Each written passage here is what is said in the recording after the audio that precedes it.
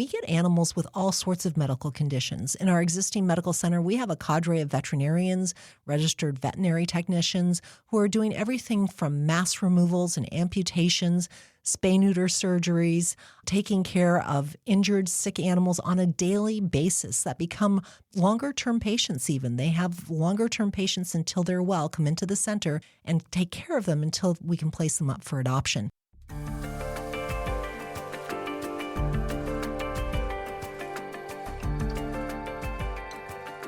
Welcome to the Nonprofit Podcast Network. Our purpose and passion is to highlight a nonprofit organization in each episode, giving that organization an opportunity to tell their story in their words to better inform and educate the respective communities they serve, as well as provide one more tool for them to share their message to constituents and donors. Hi, I'm Jeff Holden, Principal of Multipoint Content Strategies and Hear Me Now Studio. We provide this forum pro bono to help build stronger communities through shared voices and to both encourage and support the growth of local nonprofit organizations through podcasting. We all know and recognize the need to support lives in our community, whether through foster care, proper housing and medical care, even adoption. And in this case, I'm not talking about human lives. I'm referencing animals and pets. I have to admit, I was absolutely amazed at the work our animal shelters perform. Tens of thousands of animals pass through their doors annually, and the process of reintegration for these animals is nothing short of astounding. Rescue services, medical care, spay and neuter programs, foster and adoption programs, even education and advocacy and cruelty prevention on behalf of pet owners. And as you'll hear from my guest, the CEO of Placer SPCA, Leilani Fratis, their facilities match the most state-of-the-art hospitals in our region for care, and the acquisition or delivery of an animal is equally as impressive and comforting. I saw it firsthand. Are you a dog or a cat person wondering the volume of each? Well, you'll be surprised to hear the answer. And for what it's worth, I'm a dog guy. Placer SPCA is now over 50 years in existence, and Leilani has been there nearly half that time. And yes, she is a pet owner herself with 2 cats and 2 dogs that she self-proclaims are ill-behaved. Leilani Fratis, welcome to the Nonprofit Podcast Network. I am really excited to be here. I can't tell you how many people have told me about your podcast, and finally I got invited, so thank you. It was one of those people back in the day, last year, mid-year sometime, where I first heard about you and the great work that you're doing with the Placer SPCA. Thank you. Yes, I was told that some folks had reached out to you and said, hey, you've got to get in touch with the Placer SPCA. And I guess you listened because here I am. Absolutely. Leilani, tell me a little bit about the Placer SPCA, because you're not a young organization. You've been around for quite some time serving the county and then some with a variety of different services that have obviously grown exponentially. So tell us a little bit about it. Sure. On one hand, we are young as compared to some other animal welfare organizations throughout the U.S. First and foremost, we're not affiliated with the ASPCA. The ASPCA is an organization in New York that was the first ever SPCA that incorporated. But we are not a chapter of the ASPCA. We're all sole and separate SPCAs in our own communities. That way we can reflect what the needs are of our communities. So the Placer SPCA is just over 50 years old. We incorporated in 1973. Volunteers up in Auburn realized that there was no other animal welfare organization in Placer County. There was animal control, and animal control at that time existed to protect people from pets. And what SPCAs, or animal welfare organizations, were formed to do was to protect pets. And so ultimately missions have kind of come together. So we're all working toward the same outcomes, both county and city agencies and nonprofit organizations. Mm-hmm. But back 50 years ago, that wasn't the case. So the SPCA formed in 73.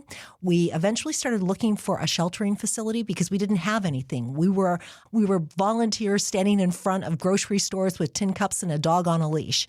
And finally, we found an old corporation yard facility in the city of Roseville. And so we adapted that to become our first ever sheltering facility in the 90s. And we're still in it today, believe it or not, at least a part of it. It's now an over 50-year-old building that I say is held together with duct tape, sticks, and Band-Aids. But since then, we have expanded too. We've built a brand new adoption and education center. I say new. We built it and it opened in 2018, so it's a bit ago. Relatively new, though. Relatively new, yeah. But so we're excited to have that facility. We still have our intake and medical facility at that corporation yard facility. We take in close to 4,000 animals a year. Oh, my. And we also do all that we can to keep people and pets together whenever possible and when that makes the most sense, because we really want to support the human-animal bond. Tell us a little bit about the adoption and drop-off services that are represented through the Placer SPCA. What does that look like? Sure. It can look different for any SPCAs in different communities. For us, we take in owner-surrendered animals from throughout Placer County, and we also, because of a contract with the city of Roseville, they don't have their own sheltering facility, we accept strays from the city of Roseville as well. So the makeup of animals coming into our facility are a combination of stray animals in hopes that we're able to reunite them with their owners, and also owner-surrendered animals where people, for one reason or another, just don't feel that they can provide the care that's needed for that particular animal. And that, there's any number of reasons.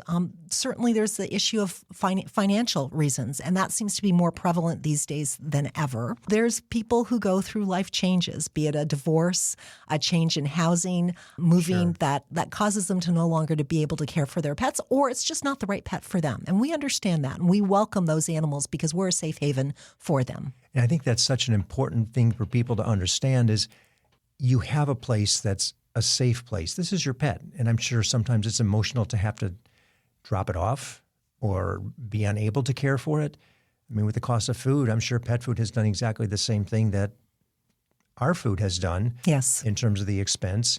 So it can become prohibitive at some point, but to know that they're taking their animal to a good place where it'll be cared for and in all likelihood find another good home for that particular animal.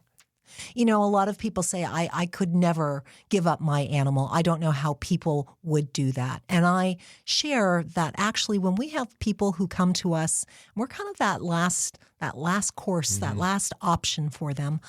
We say thank you because we know that they care enough about their pet that they want to give it to the Placer SPCA where we can provide it with the medical care, the behavioral services, and also the opportunity to find a home that's best suited for them.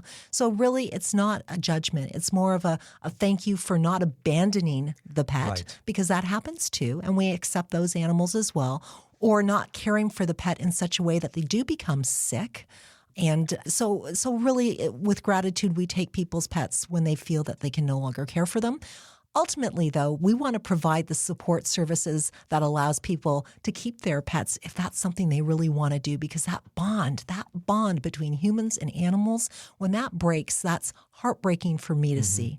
It happens, and we're there for those most vulnerable animals in our community. But hey, if we can keep people and pets together whenever possible and that makes the most sense, we want to do that. It's funny. I never thought of that relationship. And I'm sure how I'm thinking of it now as you're explaining it to me, but we have the food banks for the people who are, food insecure.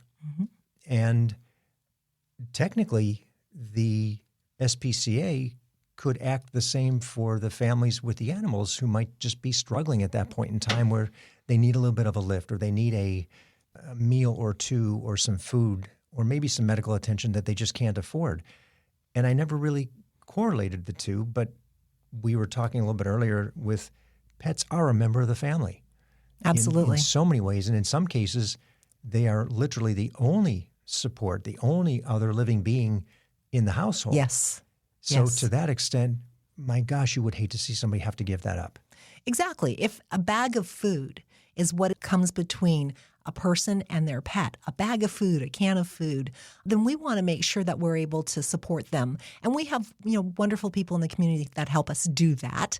And we do have a pet food pantry. But I'll share with you, we started the pet food pantry a number of years ago when the father of a young lady came to me and said, I want to thank you for what you did for my daughter. She had a cat. and she was going through a transition in her career, and she didn't have the money to feed her cat. And she was desperate, and you gave her a bag of food. And that's what made the difference for her in terms of her being able to keep her cat until she had the opportunity to reestablish her career. And I was glad to hear that. There were a number of services that we started to provide during the recession that have stayed as a result and are even more needed now, even though we're not in a recession, but for other reasons. And I'm glad that we're able to provide those services, again, to keep people and pets together. It doesn't make sense to take an 11-year-old cat from somebody who loves that cat or dog, right, and take it into a center where it's expensive to care for every day, and then try to find a new family to love that 11-year-old cat or dog when that cat or dog already had a loving family. Right. So. And for a lesser expense to keep it with the family, everybody's happy than having it come into the shelter where, again, it's going to be up for adoption, foster, whatever it may be. Prevention is, as with any health and human service issue, prevention is always usually, not always, I'll say usually more affordable choice than the intake and dealing with the issue once they come into the center. So prevention's the key. So you've got thousands of animals going through the shelter on any given year. How do you balance the demand of, I have to ask, cats, dogs, and I know you have rabbits. As a matter of fact, I saw on the website, yes, we have an overabundance suddenly of rabbits. We do. Which made me laugh. Of course you do. But how do you balance that ebb and flow so that you don't end up with an overabundance of dogs for demand for the community or an overabundance of cats? I imagine it's difficult to balance that. You know, I was going to say that sometimes we don't. Sometimes we can't necessarily completely control the intake of animals. We're like an ER in many ways. We don't know what's coming in every single day. And when there's more than what we have beds, we then find a way to accommodate those additional patients.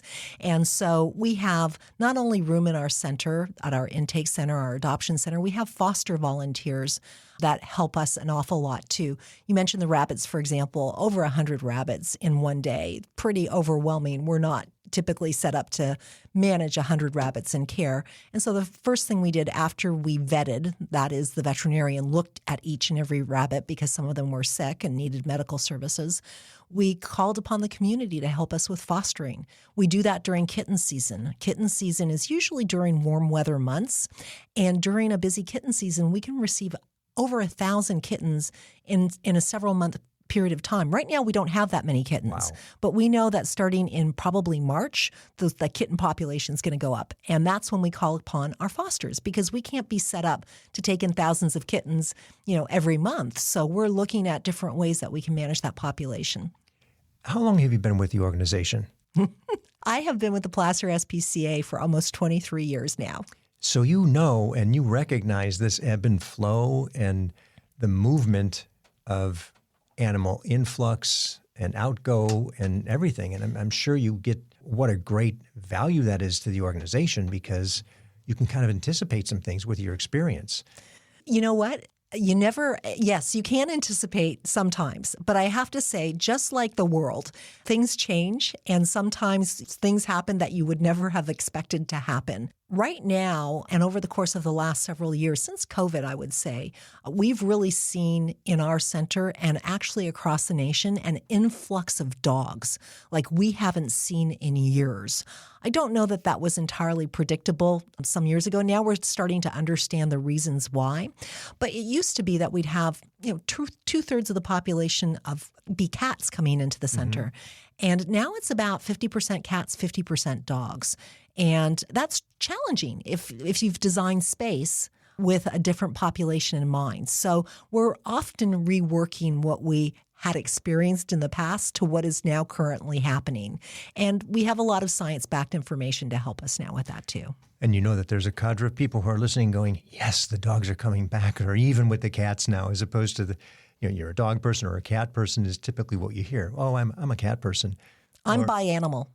So I like both cats and dogs. I have 2 of each, so I can legitimately say that. Perfect. Yes. And you're equal in their their numbers in the household. Exactly. Oh. And the different types of dogs come into the center on different circumstances. So right now, mostly we are seeing, and that's not just for Placer County, but again, throughout the nation, a lot of larger breed dogs like shepherds and huskies coming into our center. There was a time when Chihuahuas were the popular breed, and we still see, of course, we see all different kinds of dogs coming in. You never know what to expect. But Chihuahuas were really popular during the Taco Bell commercials and also the famous actresses carrying a little dogs in their purses. Exactly. I remember when Cocker Spaniels were the popular dog coming into centers. I can remember when Rottweilers were popular. When you've been in the industry for that long, and it's not to say that you can anticipate what's coming next, because you can't. It depends on the movies. Dalmatians. There was a time when we saw more Dalmatians. Chows. I hardly ever see a chow now. Used to see them all the time for a while. So some things we can anticipate, and some things we just have to be ready to manage when it happens. I imagine there's a doodle batch coming at some point, since everything seems to be some sort of a doodle at this point. Funny that you say that. I was just looking on our Facebook page, and I noticed there was a where are they now? And it was a picture of a doodle we had adopted, beautiful doodle, doing very, very well in their new home. So yes, the doodles are coming. The doodles are here. So you're right. Other services. You mentioned dogs, animals as patients sometimes, because you don't know what the number of patients are going to be in any given situation. And I had the opportunity to tour the facility with you. Thank you very much. I was absolutely astounded at the cleanliness of the facility. And when you took me to I'm going to call it the hospital part of it, the service part of it, spay, neuter, all that, I could not tell a difference between a hospital facility and your facility, which I think is wonderful, but I don't know that everybody has that perception in their mind. Would you tell us a little bit about what is going on there with the services now that are being offered and the vets that you've got? Well, it's coming in phases, but I mentioned that building that we opened in 2018. That's our adoption and education center, and it's a hospital quality facility with a home-like atmosphere. So that's where we showcase the animals essentially that are available for adoption.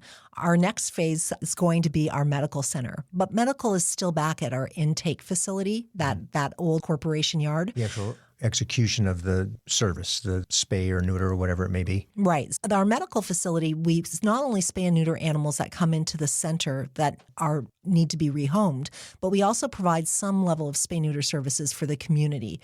Accessible, affordable spay-neuter services is one of the things that we really need to ramp up in our region to avoid the overpopulation, the puppies and the kittens coming into the center to begin with. Again, a prevention tool that is much more affordable than having lots of kittens and lots of puppies coming into a center later on.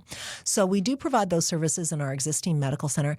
But again, we get animals with all sorts of medical conditions. In our existing medical center, we have a cadre of veterinarians, registered veterinary technicians who are doing everything from mass removals and amputations, spay-neuter surgeries, taking care of injured, sick animals on a daily basis that become longer-term patients even. They have longer-term patients until they're well, come into the center and take care of them until we can place them up for adoption. Unfortunately, we have a small medical center right now, and that's why I'm really excited about phase 2, because that's going to make all the difference for us. We'll talk about that. Okay. I'm chomping at the bit. Hold. Okay. Because I want to ask you about collaboration. Mm-hmm. When we were there were obviously a lot of things going on and different people coming through, and we started talking about the ways that you are a community center as much as you are a provision of services, and you're also a place for either students and or underserved community, children, families, and organizations to experience the animals. Tell us a little bit about the organizations you work with and how you guys work together. Sure. Well, what's interesting about the Placer SPCA, we're located in Roseville, and we're immediately across the street. Well, one of our facilities is located in Roseville. We actually have a facility in Auburn, too. But our main adoption and education center, immediately across the street from a residential neighborhood. Now, first, you don't often see that, right? Oftentimes, animal sheltering facilities are in industrial areas or by the wastewater treatment plant. So to be immediately across the street from a residential neighborhood is a pretty awesome location. organization. It allows us to embed within the community and to become a community center. Like you mentioned, we actually have a community center where people meet and gather. The Placer Community Foundation is hosting an event there very soon. 50 people coming from other nonprofit agencies to watch a webinar together. Neighborhood groups will come and enjoy the center. So we collaborate with service clubs or people who want to host birthday parties. They come into the center as well and use the community center. We also work closely with all aspects and members of the community. We're supported by the community. So we really want the community to feel engaged with what we're doing and to be a part of our organization to the extent that most of our funding comes from individual community members, and we have over 600 volunteers coming into our center and to our thrift store to help us not only care for the animals, but help us with the programs and services to take care of the animals in the community. What a beautiful way to share the facility and expose people to what you've got. So maybe they don't know all the services, but when they come there for their organization, they learn, oh my gosh. And I'm sure they wander through and they look at some of the animals, and it's this engagement that maybe had you not had that opportunity to share with them because they happen to be there for their meeting, they'd never know. You're right. And I know that every time we do a tour, the person will say to me, I had no idea you did all of this. And I'm going to point at you, I was Jeff. one of them. And yes, absolutely. I explain it. But until you experience it, you really have no idea how vast of an organization we are in terms of the services that we provide and how embedded we are into the community and how we serve both the people and animals throughout Placer County as a result. We'll be back with more barks and meows right after this message from the people who make the program possible. I was in the media business for over 35 years and had the great privilege of working with Runyon Saltzman, RSE, Marketing, Advertising, and Public Relations. We collaborated on many different campaigns, but their commitment to the nonprofit sector hasn't changed since their founder, Gene Runyon, started the agency. Over many years and many campaigns, Runyon Saltzman has been committed to improving lives by tackling California's most challenging issues. Guided by research-informed strategies and insightful, creative solutions, RSE develops innovative communications campaigns that raise awareness, educate, and reduce stigma in diverse communities throughout our state and beyond. To learn more about RSE, visit rs-e.com. Hello, this is Scott Thomas with Cap Trust in our Sacramento office. I specialize in working with local nonprofits and associations. Annually, we survey private and public nonprofit organizations across the country to better understand challenges they see in today's environment. In our more recent survey, we heard concerns about proper board governance, mission-aligned investment, and how to implement alternative investments. If you would like a copy of the survey or to discuss your organization, look me up, Scott Thomas at captrust.com. I'm thrilled to have Western Health Advantage partnering with us as they do so much to support so many nonprofit agencies in our community. As a truly local health plan, you'll find individual and family options, employer options, plans for CalPERS and Medicare Advantage. From medical services to pharmacy, health and wellness support, as well as behavioral health care, Western Health Advantage has a plan that fits what you need. As an employer, for profit or nonprofit business, individual or family, you can find more at westernhealth.com. Let's talk a little bit about funding. How is the organization funded? Well, first and foremost, I mentioned that our number one donor are individuals. So we are primarily donor funded. We have a contract with the city of Roseville because they don't have a sheltering facility. So we do charge fees for services when we take in Roseville animals as a result of that contract. Mm-hmm. So we do have that fee for service. Other than that, it's a combination of fundraising activities, individuals. We receive a lot of legacy gifts. So people who want to leave something to the animals after they pass. Legacy gifts actually were one of the major ways in which we were able to fund the building of our adoption and education center that we completed in 2018. That was a $14 million center. Again, when we talk about hospital quality, when you say hospital quality, that's expensive. Mm-hmm. That's the word, that's expensive. Home-like atmosphere, that's not expensive. That's just thoughtful. What's going to cause people to come in and feel comfortable when they're visiting the animals? So Our primary donors are individuals. We receive some support from corporations, some from pet-related type foundations, and again, some fees for service to include adoption fees that people make or pay when they adopt an animal. Sometimes we waive our adoption fees, though. So our adoption fees go from zero to they can be hundreds of dollars for high-demand animals. But that's when we know that we're taking those fees and using them toward helping, that 18-year-old cat that needs some lab work. So, yeah, it all makes a difference. What's the total budget you work with? So our budget has grown in the last few years because of all of the work that we're doing. In fact, it blows my mind now to tell you that our budget 23 years ago to today. Yes, 23 years ago. I know it was $600,000. That's what I remember very distinctly, and that was scary 23 years ago. We're at the $5 million mark now. Amazing. It is amazing. But I also must share with you in saying that, because people are going to say, $5 million.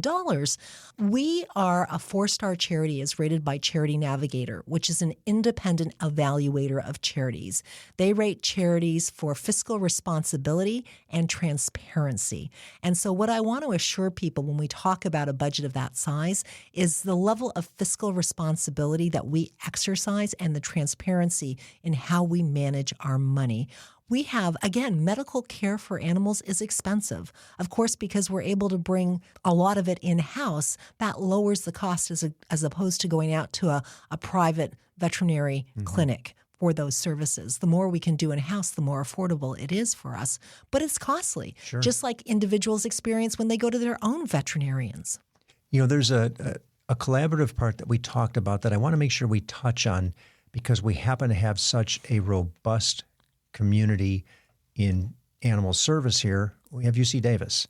And tell us a little bit about your work with them. Sure. UC Davis actually established the first ever shelter medicine program in the country. There was no such thing. And now students can our veterinarians can get a residency as a specialty in shelter medicine. And that has made all the difference in the world for sheltering organizations who, again, 23 years ago and then some, a lot of what we did was based on anecdotal information, right? And some of it was accurate and some of it was not. And now we have science-backed information coming out of UC Davis so close to us that really helps us understand what we can do that will benefit both the animals in our care in terms of just how we design the room in which they stay in. For cats, what's going to keep their stress levels lower? The design of the room really matters. UC Davis actually studies that and helps shelters kind of redesign their facilities to lower stress for animals, which then keeps them more healthy until they're able to find a home. Shelters early on, back 50, 60 years ago, were designed for animals only being there for short periods of time. Either they found a home or sadly they didn't, but they weren't there for long. And now we're seeing animals come into care that require extended lengths of stay. And to keep an animal healthy, both behaviorally, emotionally, and physically, it requires a design that is going to accomplish that, along with other quality items of care. And UC Davis, again, is an organization that helps provide the information so that we can follow best practices, which never existed before. Right. Lest anybody think this is a simple process. It's not. This is not. It's not.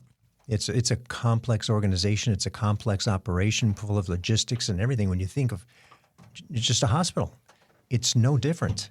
You're managing it as if you were managing a bunch of patients and care facility. It's interesting. I have board members now that are from hospital facilities in our area, the chief of physicians from one hospital, and I used to have an executive nurse.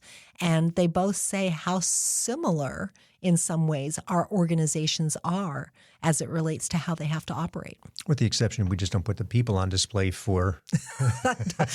but we could put them in our rooms and they could probably get healthier there because, the air exchange, I was showing you in our rooms. Yes. There's no cross-contamination of air. There's no cross-contamination of fluids. That's when we talk about that hospital quality stuff that keeps our animals healthy. No, it was so impressive walking through just to see the way that it was organized and set up and structured and your explanation of why that was that way. So you've got some really neat things going on. And at this point in time, I give you the opportunity to dream a little bit. You're really blessed in that the building you have is only 6 years old, so it's a relatively new complex. It's a $14 million project, so it's relatively contemporary. It's a beautiful facility. You are also in a capital campaign for more. And so there is the dream. Tell us about what that looks like. Well, what you have seen is phase one of a campus plan that's actually 3 phases. And we are in the midst of phase 2. And if your listeners come visit, they will see it's actually off the ground now, the beginnings of our new veterinary and foster care center. It's an 8,800 square foot veterinary facility that's going to allow us not only to continue and upgrade the quality of care we provide to the animals that come into our center, but we're going to be able to provide the community with more accessible, more affordable care, primarily wellness care for their animals. We're going to be able to provide spay and neuter services. We want to see every dog and cat in our community altered for the benefit of not only reducing overpopulation, but that keeps animals healthy too. And we want to see animals stay well in a way that people in our community, no matter what, have access to. So for example, I had a woman stop by our facility the other day. We have an SOS program, and that's for people who run into unexpected veterinary costs. She was having her dog's dental done, and the dog needed a dental. If we don't take care of our teeth, that can cause other illness in our body. And that's the same with cats and dogs. Well, you can't eat. Right. $2,000 for her little dog. So we have SOS loans. So we gave her a loan toward helping her pay for that. So she was stopping by and she was handing me an envelope and she said, "Here's a check." I was outside. I didn't know who she was. And I thought it was a donation. So I was thanking her. And she said, "Oh, this is my repayment of my loan." So a loan, but she's paying like $5 a month for, the rest of her natural life probably. Mm-hmm. But it helped her get her dog services. And she said, "I don't know what I would have done if I could not have provided my dog with these medical services." The reality is when we open this new center, we're going to have lots of people in the community in similar situations. She was a senior on a fixed income, 82 years old, who are going to be able to come into our center and receive those services affordably. And we want to be accessible to all who need us. Mm-hmm. To where today she had to go to a veterinary or a vet situation. Who knows if it wasn't an emergency or not, and pay and expensive. Whereas when that facility is built, you can accommodate it in a variety of different ways based on the situation. Right. We're not going to be competitors to regular private veterinary practices. Mm-hmm. We are going to be synergistic to them. We're going to see clients that couldn't see them otherwise. We're going to be keeping pets healthy. And when pets are ill and need additional services and private practice veterinarian can help with those specialized services, they'll be there for them. Frankly, there was a shortage of veterinarians for a long time during COVID. We're starting to see a little bit of a change with some veterinary practices ramping back up, but it can be very difficult for people even to get an appointment for a wellness service. So we intend to operate very synergistically with our private practice veterinarians to make sure that all of the animals and the people in our community receive the care that they need. So that's your dream facility. Oh, yes. Most people don't, sitting across from me, the dream is truly dream. Yours is in play. Ours is in place. So this is, thank you for reminding me. I get so excited talking about things. So again, we're actually starting to come out of the ground with this veterinary center, and we're in the midst of a capital campaign. The veterinary center itself is a $12.5 million facility. So again, veterinary facility, expensive.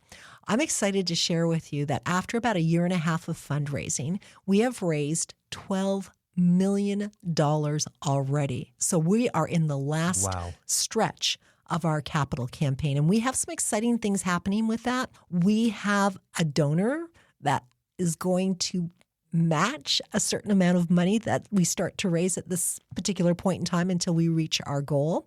I can't quite announce that donor match yet, but it's substantial. And very soon, people who give to the capital campaign will be matched dollar for dollar by this donor so that we can get to the finish line by the time we complete this building. And we hope that is completed debt-free so that any additional donations go toward the programs and services within it by the time the building's completed, and that's going to be toward the end of the year. Oh, that's quick. Yes. You'll see it in 2025. Oh, yes. Oh, how fun. I know.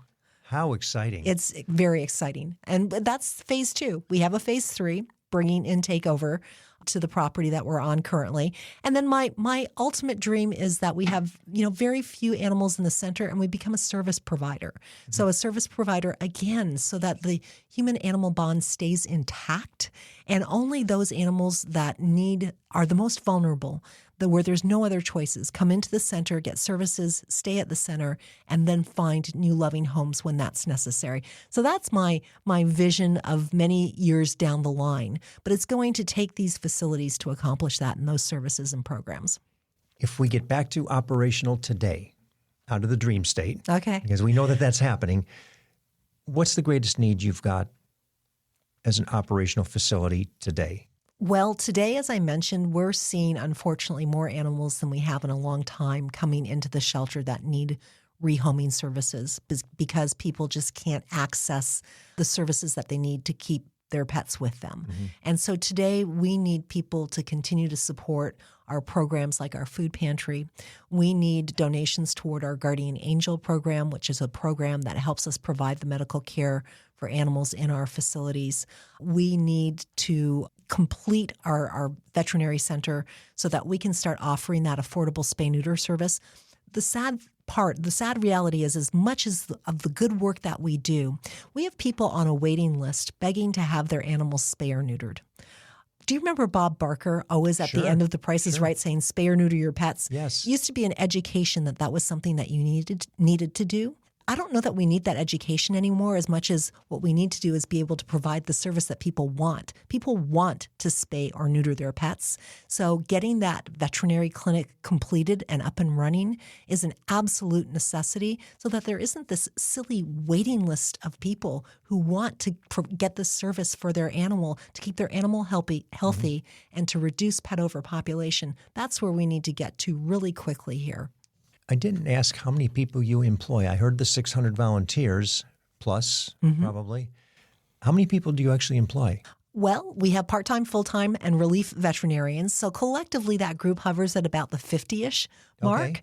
When we open the new veterinary center, of course, we're going to have a few more join us.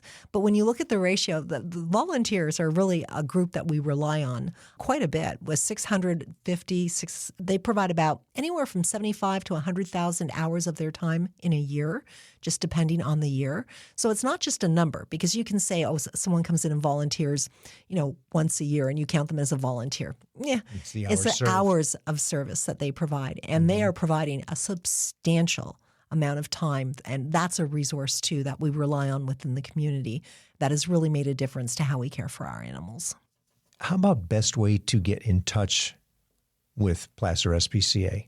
The best way to get in touch with us, well, firstly, go to our website, which is placerspca.org. If you're looking for programs or services or more information about how to volunteer, our phone number is 916-782-7722.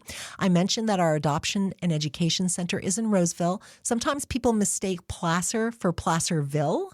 We're Placer SPCA, located in Roseville. We actually have an adoption center in Auburn, to a smaller facility where we house what we call our career cats. So those are cats that aren't necessarily cats that you would keep as pets, but maybe working cats, they are working cats, exactly. And so we have a facility in Auburn as well. We have our intake center in Roseville, and we also have a thrift store in Roseville as well. So you can learn more about that by going onto our website.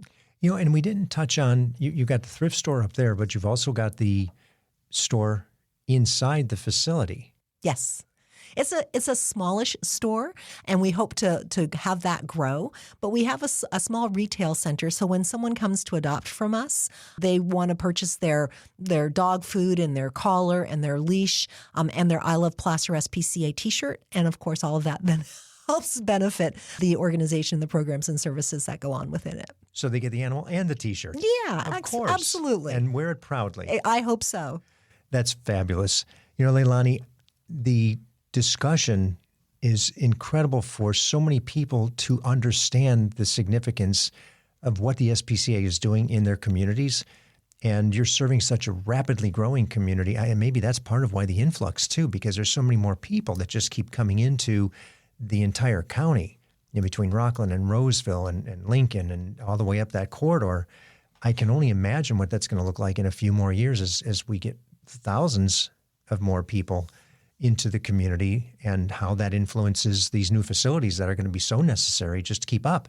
That's true. My goal, though, is to have prevention programs in place so we don't see the influx in animals. And in fact, from the time that in the early 2000s to now, believe it or not, as much as the community has grown, there's still fewer animals coming in today than there was in 2002. Boy, that's great to hear. Now we have greater needs for those animals that are arriving, so different conversation, but fewer animals coming in today than in 2002. Well, then maybe what you'll see is a greater demand. You won't have enough to service the demand. You know what? When we opened in 2018 before COVID, interesting that you say that, that was somewhat the case to the extent that we were able to go to other less resourced shelters and take animals from them. So we were really proud of the fact that we could go to Yuba County, sometimes Sacramento area, and take animals that they were having just difficulty with space or difficulty with placement, bring them in, take care of them medically, and place them up for adoption. We were doing a lot of that. Now that we've experienced this influx of animals from our own community, we can't do that as often. We still, in times of crisis, we'll take in animals from hurricanes, fires, that sort of thing. But we certainly want to be able to serve our more broad community as well, providing we have the resources to do that. And so I'm hoping for the day when we can make sure that we're caring for as many animals as need care in our whole community, Placer County and beyond, because we have the resources to do so. Well, isn't it great that as we look at these facilities, we look at the investments people are making, the communities are making because of the significance of what an animal, a pet is to the family, that reciprocity may be there at some point to where everybody's connected. You can see the inflow, the outflow, and some of the challenges you may have because you happen to have at that point in time sick patients who need the attention versus somebody else who has some capacity. And how neat will that be when it works like that? Absolutely. I'm going to an event. It's Cal Animals, and it's an association of all the private and public sheltering facilities in the state of California. And I have to say that we do work together wonderfully.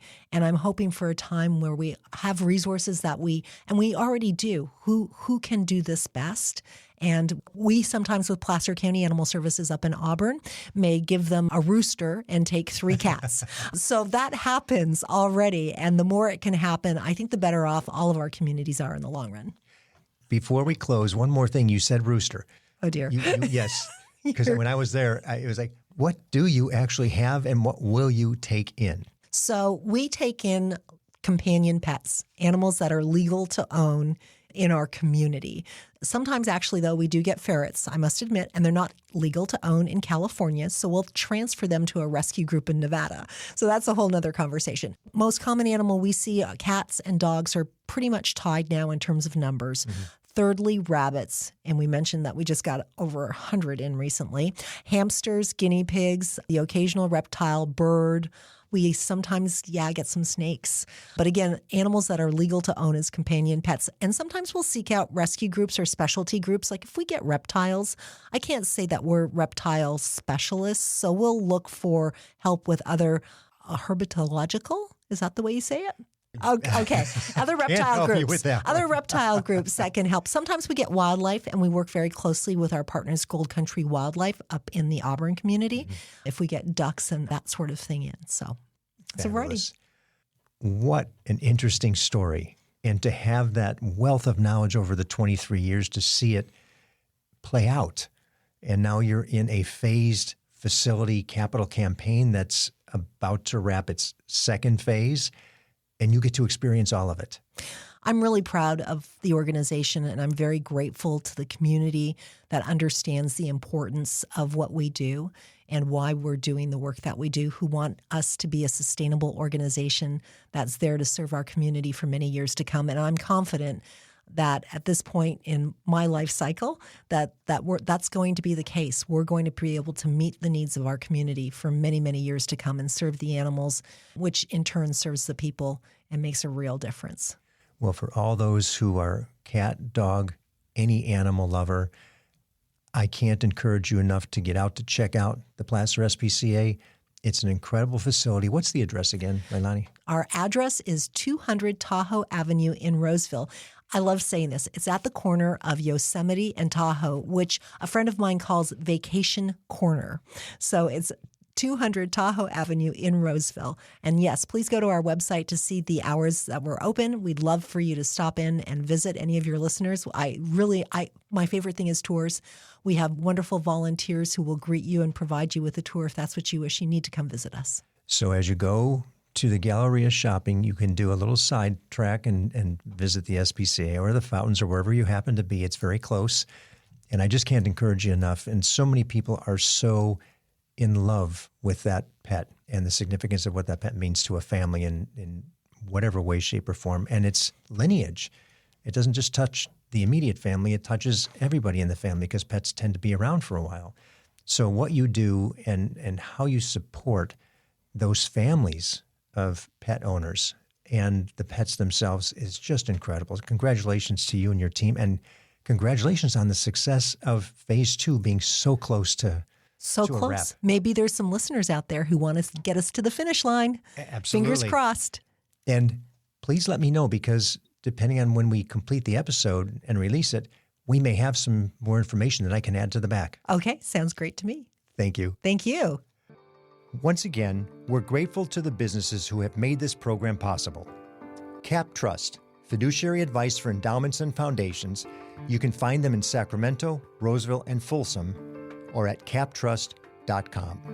Runyon Saltzman Incorporated, RSC, marketing, advertising, and public relations, creating integrated communications committed to improving lives. You can find them at rs-e.com. And Western Health Advantage, a full-service healthcare plan for individuals, employer groups, and families. westernhealth.com.